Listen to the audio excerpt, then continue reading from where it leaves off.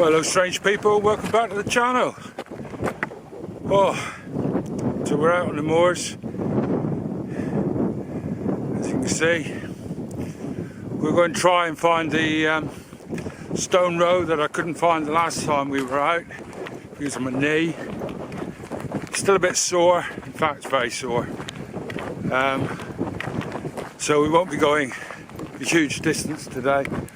I don't know if this will show up, but up there, there's a cow on top of a rock. I've never seen that before. Don't know how the hell she got up there. So, yeah, we're going to go find the stone rows and then walk a little bit further on from that. Find the Bronze Age village. There's a kestrel up there. Find the Bronze Age village and then set up camp. I've got my Tamar 2 today, which I love. It's so mild. Oh, this is too good to miss. It's so mild that I'll be, well, it's just a brilliant tent for this kind of weather. I wish I'd stopped and taken some film of this. I'll bring you back shortly.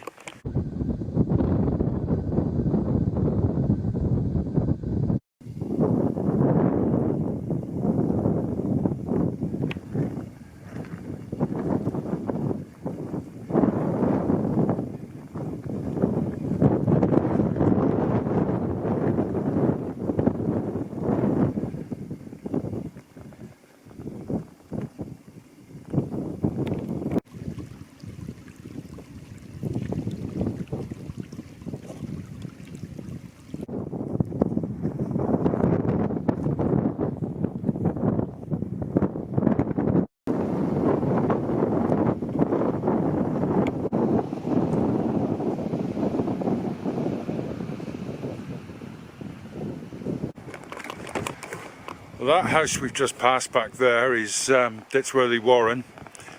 If you've ever seen the film War Horse, it's a really good film actually, Steven Spielberg movie. That's where the first sort of third of the movie is actually filmed and set, that farmhouse.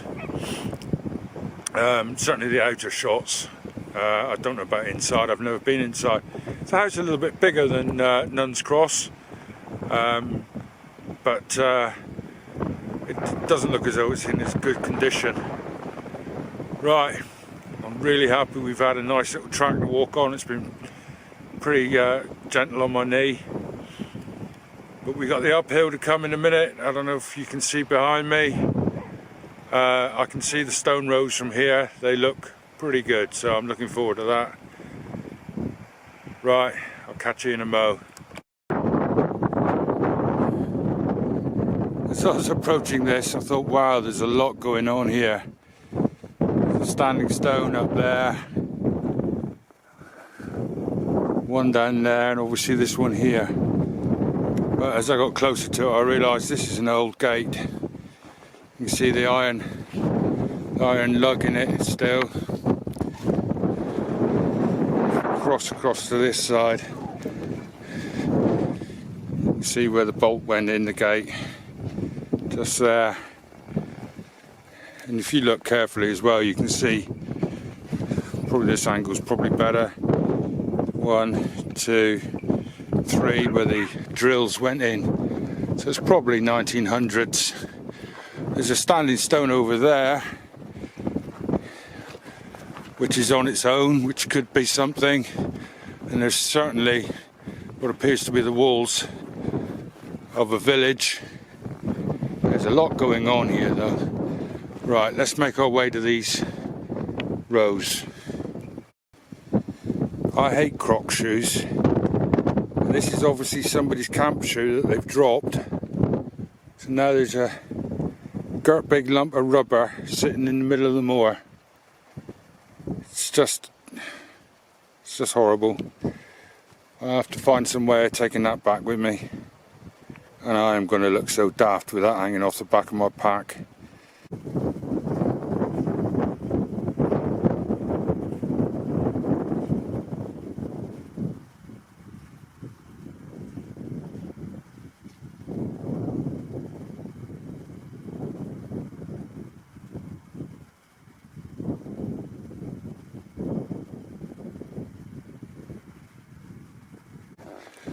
So this is our first stone row. A beautiful tall, what must be 2, maybe 2.5 meters tall. Almost triangular piece of rock. Stone row running off there. And our second row is just over there, so we'll go and have a look at that one. Well, that's quite interesting. First row, still on the first row. It seemed to be singular stones to start with, and now it's moved into a double row, which I wonder if that indicates that some of the stones were robbed out at some time. Right, we've just got to the end of that first row. The stones appear to go into singular formation again. It appears to be what was possibly the end stone there, and there's a small cairn here which I was picking up on camera. Has been obviously robbed out at some time. Just there is the Giant's Basin, which is, I believe, one of the biggest cairns, if not the biggest cairn on Dartmoor. Certainly one of the biggest I've ever seen, or the biggest I've ever seen up here.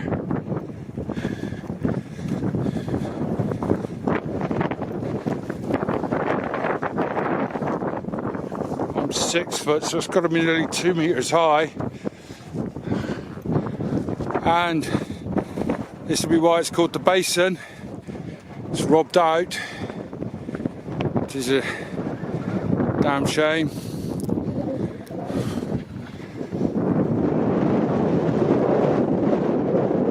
Right, let's go and have a look at that stone row over there. So here's our first stone of the stone row. It's probably 7 foot high. The stone row itself, again, very small stones, making its way up the hill here. Right, I'll bring it back when we get to the end, because it looks as though it's quite long.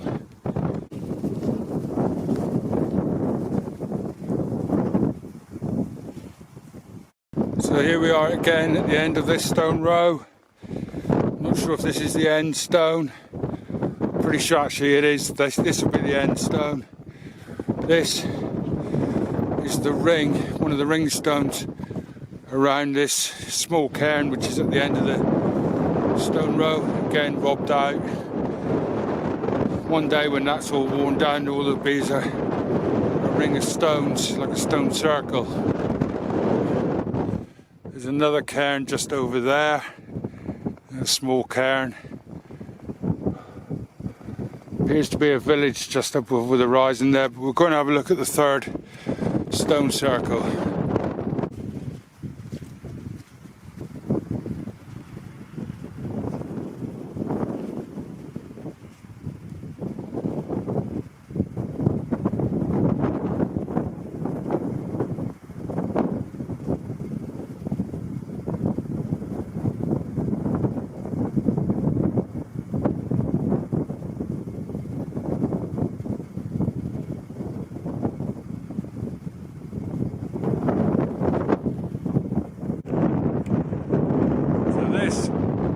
Big lump behind me. It's almost 4.5 meters high. It's called the Bone Stone. So it was named after me. know, I'm a bonehead. Anyway, the bone stone. The row is quite short actually. I'll show you a second. Such a big stone, it's got a very short stone row, which looks as though it's been robbed out a little bit in places. We'll walk up to the end because we want to go to the village next. I don't know if it's going to show up, but there is a small wall running along there. And just in front of me here, a small house. Appears to be the only one inside this wall, so this is obviously like some sort of farmstead. Another large cairn over there that's been robbed out. It's actually quite flat behind the house, so I'm going to remember this one to see if we can pitch in it. I'm going to see if we can find some other part of the village though, or another village or settlement, farmstead. Oh God, I'm making it up as I go along now. There's another walled enclosure. There's a wall just in front of me, with what appears to be just the one house inside it, although there are a couple of buildings quite literally just outside the wall. Looks as though there's another one just up on the hill over there. Right, let's go and see if we can find something else. So those of you who don't know, this is a kist, which is basically a stone coffin. The lid has obviously been rolled off at some time, and sometimes they put the bones in there. More often than not, it would have been a beaker full of the ashes of the deceased. This is wonderful, wonderful. Right, I am going to look for somewhere to camp.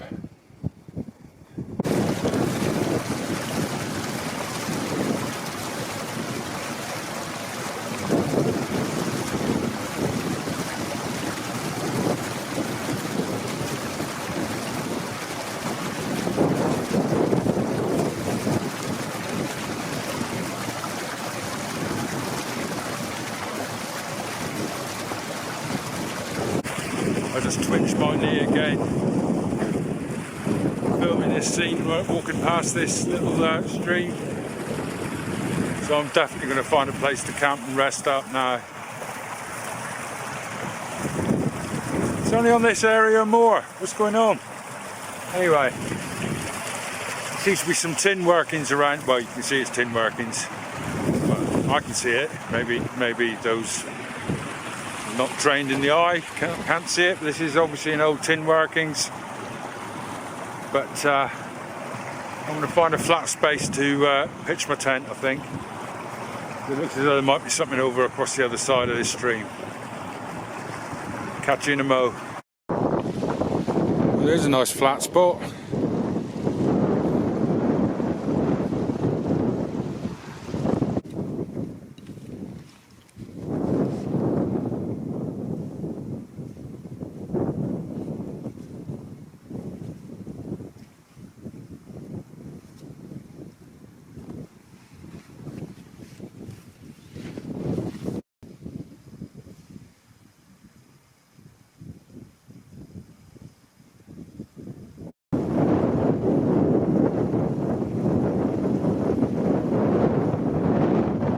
Well, that's me all set up, ready for the evening. I know I've said it before, but if you're just getting into wild camping, or you don't have a very big budget, then a Tame R2, Euro Hike Tame R2 is a perfect tent for a starter tent. It really is. It's a little bit heavy, but it's an absolutely brilliant little tent. This one's lasted me quite a while now, and I think it was £65 when I bought it. Might have been less than that. I've certainly had the value for money from it. So I made myself a brew. I'm going to have a little snack in a minute. I don't need to cook tonight. I've brought sort of tuna salad with me, so I don't need to cook this evening. It's starting to get a little bit chilly, so I might put my jacket on in a minute, but it's gorgeous. The sun's going down. I just want to say thank you to everybody that came onto the live stream the other night. I was actually blown away by everybody coming on. Names I hadn't even seen before, so I am. I'm just not blown away by it. Blown away. So thank you very much. Thank you very much for that. We will do another one at some point. Beautiful evening. Beautiful. Cheers.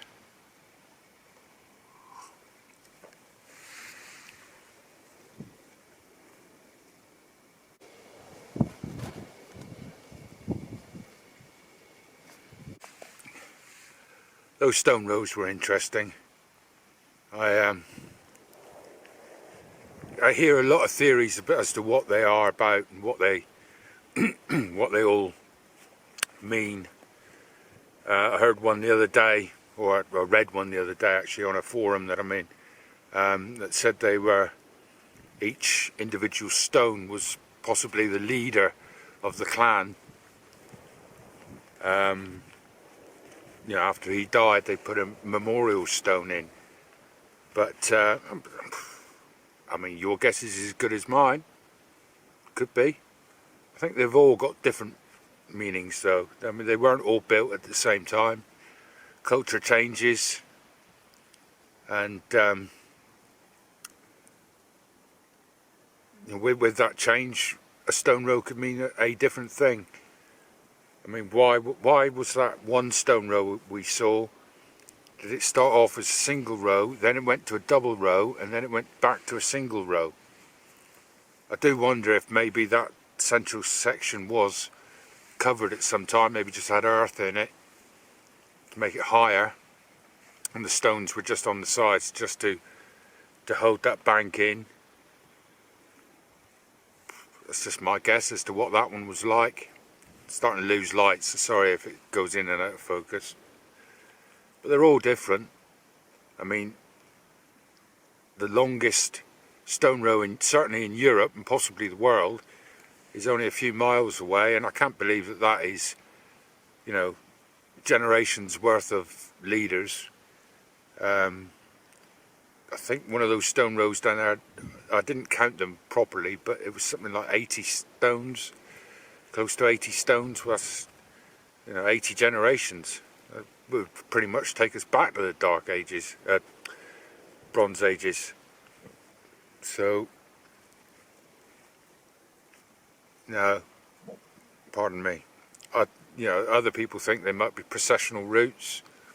There's a good chance of that. Certainly, the one at Merivale, which is a double stone row, which you can walk between. And 30 yards from that is another double stone row, so you might have processed up the middle of those two stone rows, or whatever. I don't know. Certainly I got the feeling from these stone rows today that the rows were built possibly at the same sort of time. They were very similar in design, although that one with the huge stone on it, that was the bone stone. That was quite impressive stone, that. But they were all, you know, relatively similar in the fact they ended with a cairn at the end. So it says to me that the culture probably hadn't changed that much when they were building those. The Giant's Basin, that huge cairn that was part way up, I reckon that probably came before the stone rows even. And the kist, I'm pretty sure, came after the stone rows. There was a culture change where they moved from burying people in cairns to having kists inside the cairns. So that probably came a bit later again. but it shows that sort of many generations, doesn't it, sort of living in that area.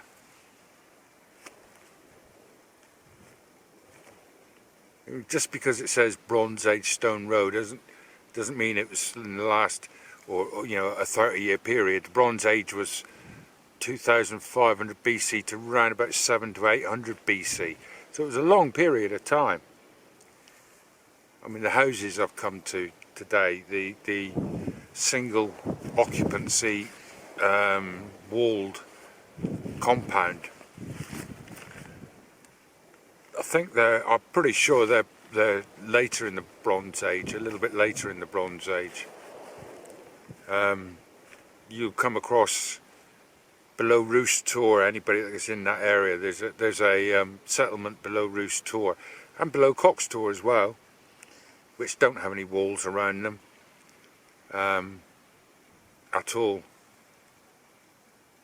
But it brings me to a point, actually. Somebody mentioned in the comments a while back that there are no sort of Bronze Age hill forts on Dartmoor. There are no Bronze or Iron Age hill forts on Dartmoor as such, on the High Moor.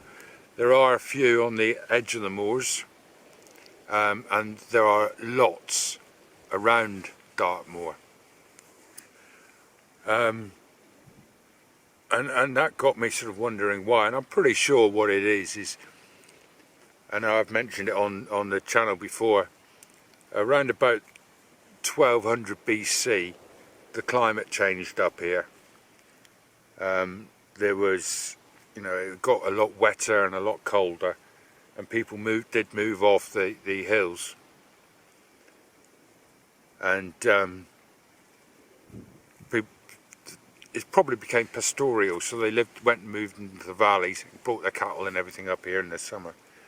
So the roundhouses you see with walls around here, they're probably to bring the cattle in the evening, because obviously we still had wolves and bears and lynx and things like that up here. So you brought your cattle and everything in the evening.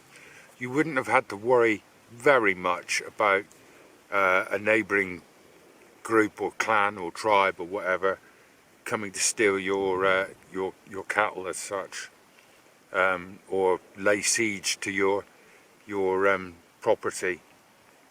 Saying that, I'm pretty sure I've read somewhere that the Irish legends, stories of cattle raids and things like that date back to the Bronze Age, which is quite possibly true. The Native Americans used to raid each other for horses and cattle and things like that, but they didn't build hill forts, well, not as such. I mean, the Native Americans up around the Wisconsin area, what are they called, the Algonquin type Indians, they built forts, sort of forts anyway, and lived in long houses, which I think is probably, you know, reasonably similar to what you'd call a hill fort. So yeah, there are no real hill forts, and I think the reason you've got hill forts is because the people moved off the hills. And don't forget, in the Bronze Age there were more people living on Dartmoor than there are today, and they moved off the hills and went into the valleys, and resources, you know, they went down there, they started cutting the trees down there like they had up here, which could be another reason why they moved. They'd cut all the trees down, couldn't build anymore. But they moved into the valleys, and there was you know, pressure on resources, which obviously causes, you know, people to start getting a little bit angry with each other.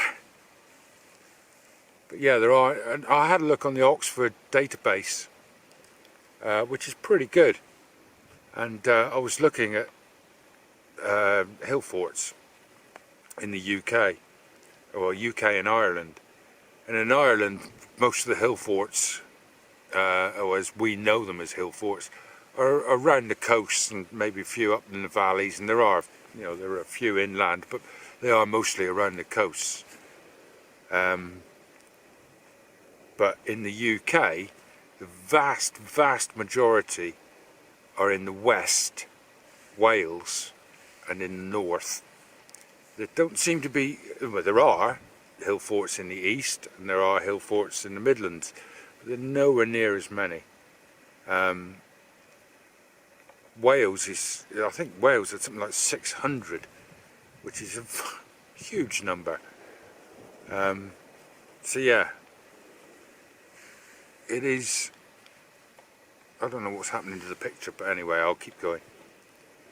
It's incredible to see. So it's a line sort of from Hampshire up to Herefordshire, and then around Wales, Devon and Cornwall, Somerset, Dorset, huge numbers of hill forts. Like I say, East Anglia's got a few, Kent I think had 5. But no, what I wanted to say is that none of the hill forts seem to be on the highlands or the high ground. So there were hill forts, none of the hill forts I should say were on the high ground. So Bodmin Moor, all the hill forts were around Bodmin Moor. Exmoor was the same, Dartmoor was the same, the Pennines, the Cotswolds, all of the hill forts are in the valleys, or on spurs on the valleys I should say. So it's actually quite interesting to see that.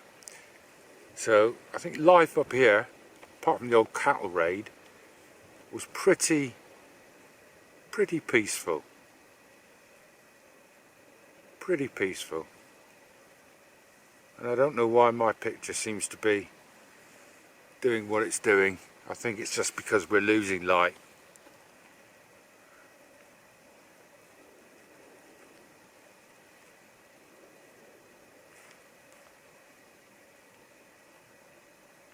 Yeah, it's a very interesting database to look at.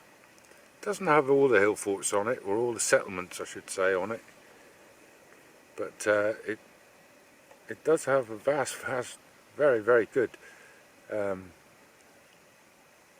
number. As I say, nearly all in the west, southern Scotland, Northumbria and Cumbria covered in them, but if you pan in, you'll see that there are none in around, the mountains of the Lake District. They're all around the mountains. So I think it was all much of a muchness. Throughout the whole country, the people moved off the hills and into the valleys. And that's what caused the pressure that meant that they had to build hill forts to protect themselves. That's my theory, and I'm sticking to it, and I'm disappearing in a fog because of the lack of light. Catch you in a mo. Well, it's been a good day today. Only travelled something like 3 miles, but in that 3 miles we've gone through the 21st century, past the farm, 19th century, into the Bronze Age, into this light keeps going out, into the sort of anywhere between the 12th and the 18th century with the tin streaming. Now we're camped at a 19th century mine, possibly early 20th century I believe as well.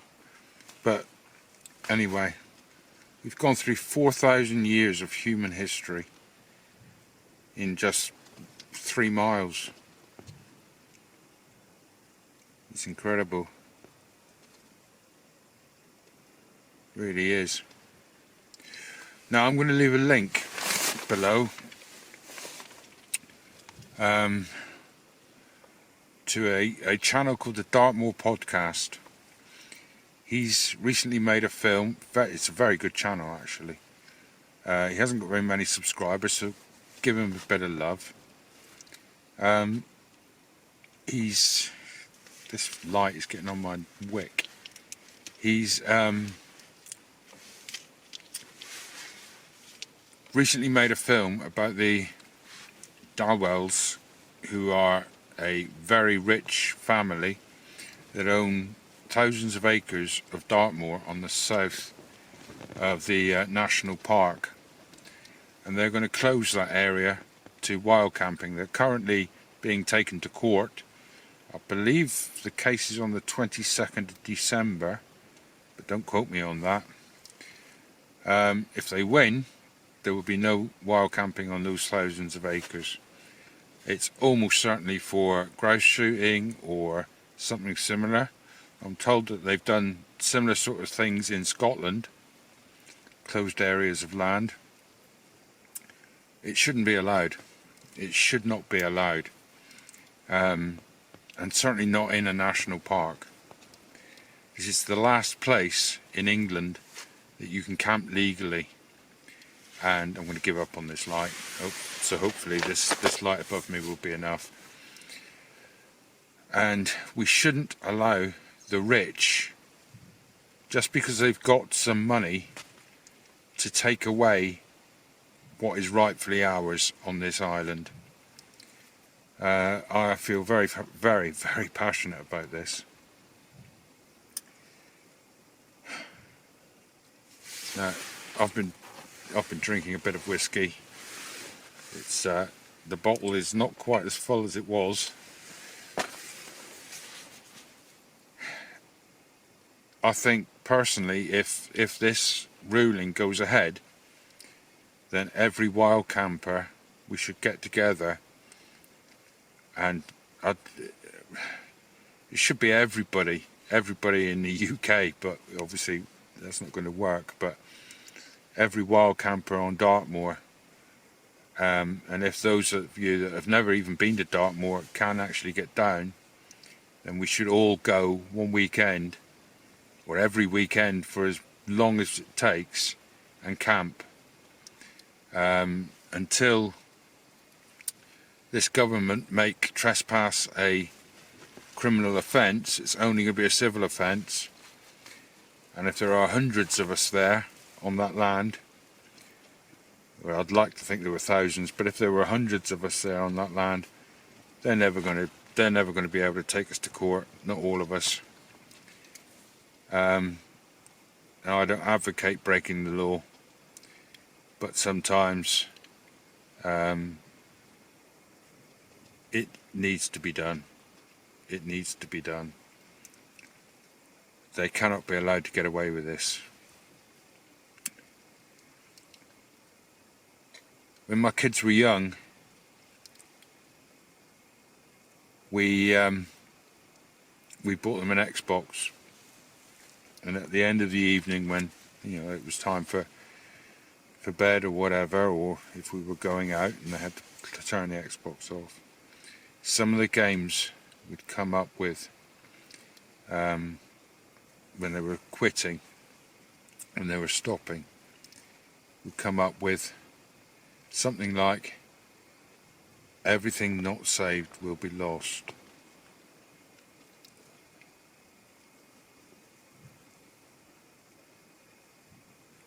I think that's a hell of a metaphor for, well, a lot of things at the moment. Everything not saved will be lost. Anyway, I'm going to finish off my whiskey, read my book for an hour, go to sleep. I'll see you lot again in the morning.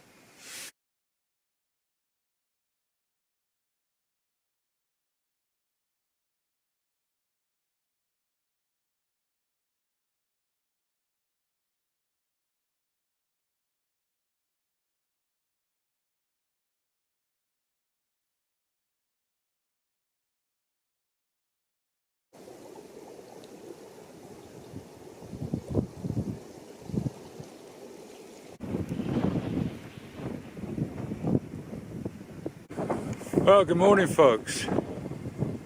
I'm all packed up and ready to go. My space is nothing but flattened grass now.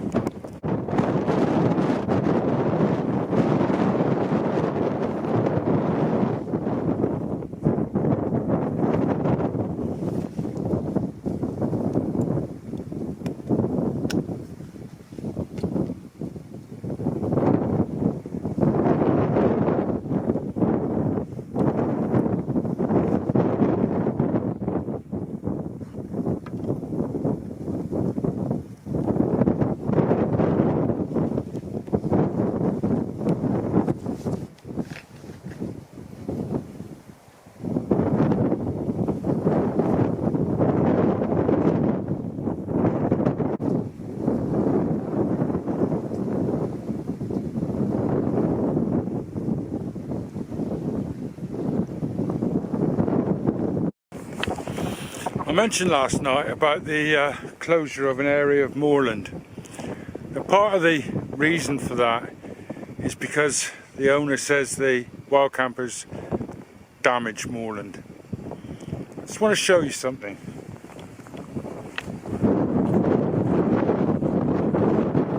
Now, this standing stone is leaning towards me slightly. And if you look just around the base of it, you can see where the sheep and cattle have been coming up to rub against this stone.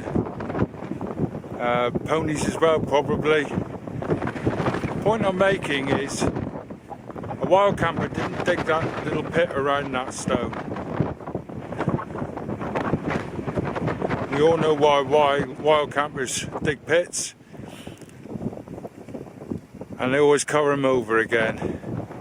So maybe the farmers should be made to come out and look after these stones as well. Anyway, I'm going to get on.